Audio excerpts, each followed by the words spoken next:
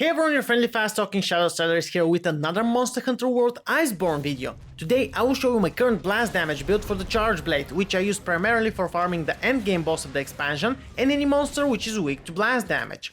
An early warning, this is the current version of the build. It is not a perfect one, there are more gear pieces that I need to make it better and decorations that I need to farm in order to make it a perfect endgame build. Unfortunately, I do not have them yet, but I will mention what you need to farm and what you can get to make the build more perfect. For everyone interested, I do stream on Twitch every Monday, Wednesday and Friday evening. There's a link you can check down below and follow me there. I usually play with viewers or I compose video game soundtracks live.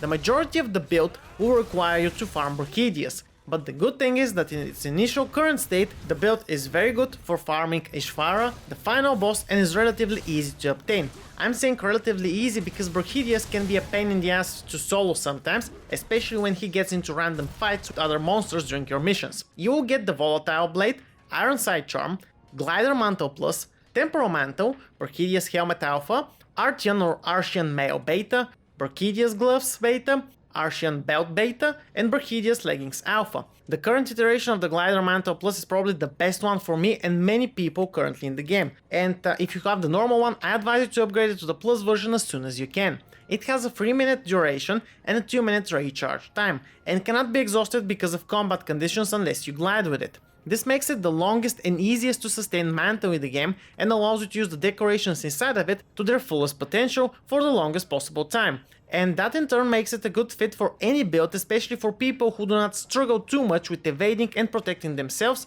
and require some extra mantles like the Vitality or an Elemental Mantle. As mentioned already, I still need better decorations to make the build more optimized, and I plan to replace some of the gear for Zorak Magnarok's gear, since having that extra artillery will benefit the build by a large margin. But for the current iteration and situation, I had to use what I had, and I ended up with the following skills: Critical Eye 7, Agitator 6, Attack Boost 3, Guard 3, Artillery 2, Blast Resistance 1, Critical Boost 1, Weakness Exploit 2, Peak Performance 1, Fortify 1, Capacity Boost 1, 2 Specialist 1, and Offensive Guard 1. My current state is not very optimal, but gets the job done nicely for my current needs. The build, however, can be in much better state. The skills you want to max out first and have are the following: Artillery level 3, and if you plan to use the Zorak Magnarok's pieces and have it bonus, then Artillery level 5. Guard level 3 is a must for any Charge Blade build for me. I try to focus primarily on using the shield for defense, and that means you also need to invest into Guard Up skill so that you can deal with almost every attack in the game.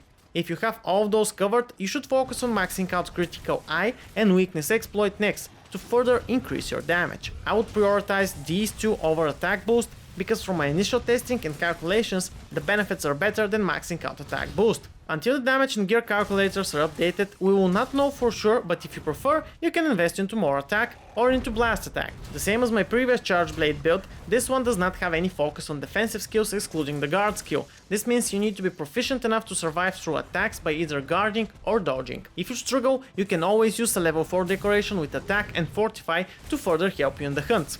The build is intended for solo use, but you will perfectly fine use it in a team hunt. Further down the road, you can improve the build by getting the Zorak Magnarok's gear from the Guiding Clans.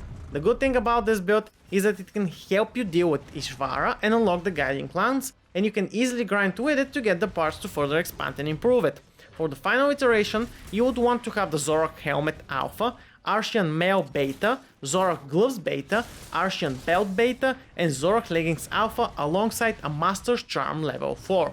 This version is a lot tougher to make, but it's meant to be the endgame version of the build and the most powerful one. It will also require you to have a few artillery juice and blast attack ones to make the build as best as possible. When I'm able to farm those out and I put them together, I'll make an updated video with how it looks and how well it works against different monsters. For now, this is going to be it. Thanks a lot for watching, and be sure to give the video a like or a dislike, as well as to drop a comment with feedback down below. If you want to see more content like this, then check the link to my Twitch and also subscribe here and click the bell icon for notifications. This is everything from me for this video. See you in the next one. Shadow Strider out.